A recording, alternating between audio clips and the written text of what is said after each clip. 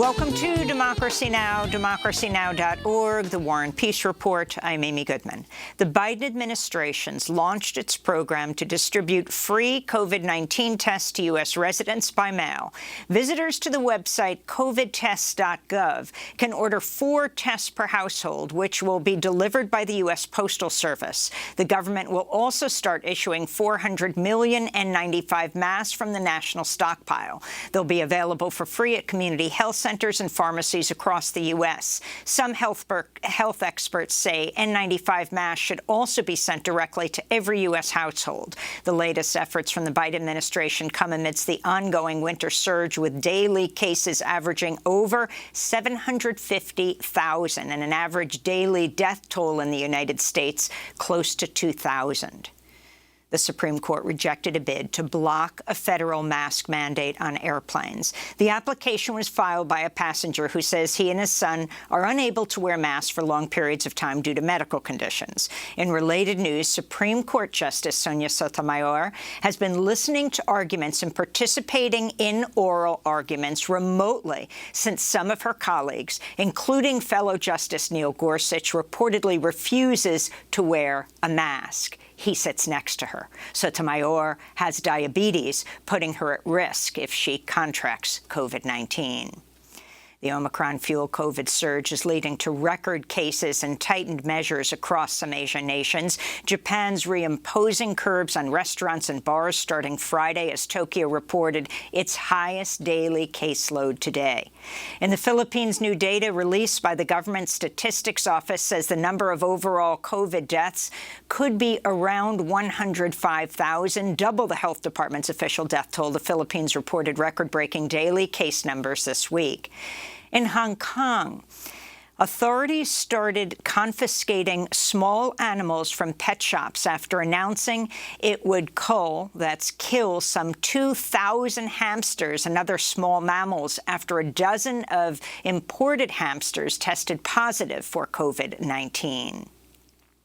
Indian authorities say COVID cases reached an 8-month high today, with over 280,000 new infections, though authorities say they're still a few weeks away from seeing the full impact of the current surge on hospitalizations and deaths. Meanwhile, as the world's wealthiest people gather virtually for the World Economic Forum, the World Health Organization warned against persistent vaccine inequality.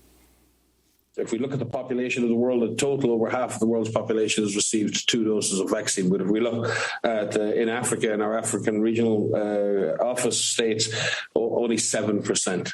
So the reality is that the world is moving towards a 70% goal. The problem is we are leaving huge swathes of the world behind. The summit, usually hosted in Davos, Switzerland, is being held virtually for the 2nd consecutive year due to the pandemic. Secretary of State Antony Blinken is meeting with the Ukrainian President Volodymyr Zelensky in Kiev today as tensions with Russia remain high and officials warn of possible imminent military conflict. This is Secretary Blinken.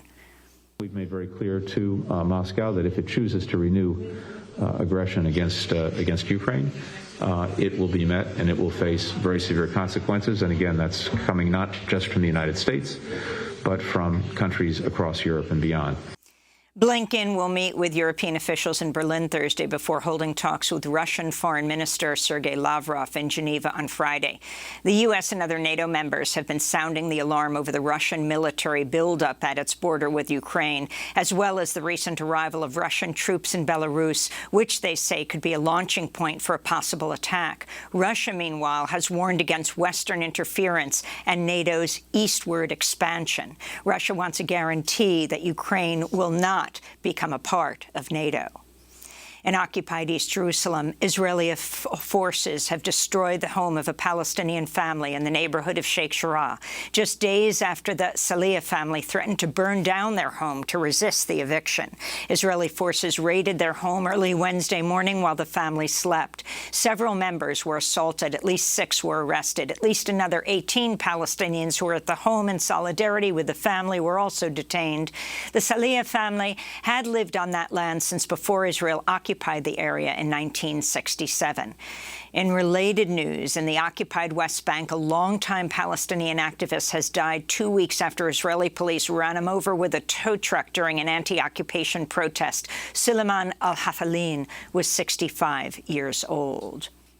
The United Nations Tuesday condemned airstrikes by the Saudi-Emirati coalition against a Houthi target in Sana'a, Yemen, that killed some 20 people overnight Monday, including civilians. The airstrikes came hours after Houthi fighters claimed responsibility for an attack on the United Arab Emirates, which killed 3 people. The U.S.-backed Saudi-led coalition said it launched additional air raids on Sana'a Tuesday. Analysts warned the recent attacks could represent a dangerous escalation in the ongoing war in Yemen, which has triggered what the UN has called the world's worst humanitarian crisis. In Somalia, at least 4 people have been killed and 10 others injured in a suicide bombing in the capital, Mogadishu. The armed group al-Shabaab claimed responsibility for the attack Tuesday. The assailant walked into a tea shop located near a Turkish military installation where Somali soldiers are trained and detonated an explosive vest. This comes just 2 days after a Somali government spokesperson was injured in another suspected suicide bombing. In Mexico, the photojournalist Margarito Martinez was killed Monday in the northern Mexican border city of Tijuana. He was 49 years old. Martinez's teen daughter discovered her father near their home with a fatal gunshot wound to his head. He'd previously received threats from organized crime groups. Martinez covered police and crime for local outlets and worked as a fixer for international media, including the BBC. This is a Mexican media rights advocate. Because of his status as a journalist, we do request that the Attorney General's office pay special attention, especially because we live in Mexico where journalists are clearly at risk, and Margarito had requested the protection mechanism for journalists less than a month ago. Martinez's murder came just a week after another journalist, José Luis Gamboa, was fatally stabbed in the Mexican state of Veracruz. Back in the United States, the Senate continues debate today on voting rights legislation, despite the effort being likely doomed to failure after conservative Democrats Joe Manchin and Kyrsten Sinema said they would not back a filibuster exception to circumvent Republican opposition to voting rights. This is Majority Leader Chuck Schumer speaking Tuesday on the Senate floor as lawmakers open debate.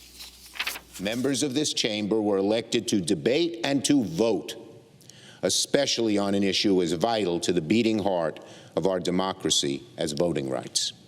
And the public is entitled to know where each senator stands on an issue as sacrosanct as defending our democracy. The House committee investigating the January 6th insurrection issued subpoenas to 4 members of former President Trump's legal team Tuesday, including Rudy Giuliani and Sidney Powell.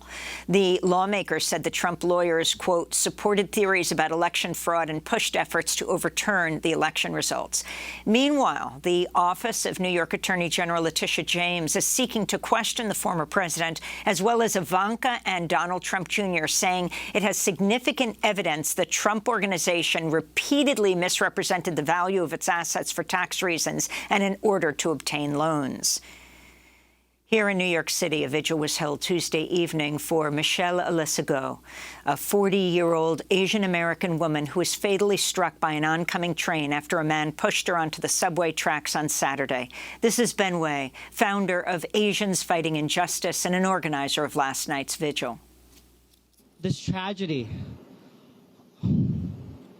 of another member of our community, the AAPI community here in New York,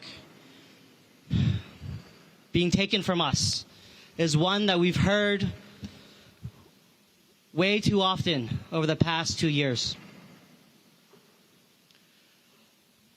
Sadly, in New York City, in 2020, while everybody was quarantining and hate crimes across the city dropped, hate crimes against the AAPI community rose by 800%.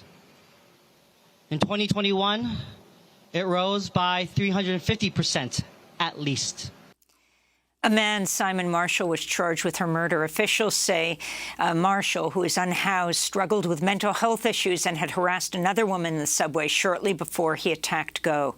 Michelle Go, who worked at Deloitte Consulting, was a longtime volunteer with underserved communities, including unhoused people. New Jersey public K-12 schools are now required to teach Asian American and Pacific Islander history. Democratic Governor Phil Murphy signed the law Tuesday, making New Jersey the second U.S. state to have this requirement after Illinois. In more education news, Florida Republican Governor Ron DeSantis is pushing legislation that would prohibit public schools and private businesses from making white people feel, quote, discomfort or, quote, guilt by teaching students or training workers on racial discrimination in the U.S. This is the governor's latest attack against the teaching of critical race theory. The U.S. Justice Department's Civil Rights Division has requested Portland's police chief and city attorney hand over all Portland Police Rapid Response Team training materials following news last week the training slideshow contained a meme-like image mocking demonstrators and advocating violence against them. The image, which is believed to date from 2018 and shows a police officer in riot gear hitting a protester, came to light as part of a lawsuit around 2020's racial justice protests in Oregon. The slide also refers to the civilian being attacked as a dirty hippie. Verizon and AT&T have delayed their planned expansion of 5G cellular service near airports after a number of airlines canceled flights and warned of likely travel chaos and flight safety concerns. Airlines say the 5G technology can interfere with radar systems on planes.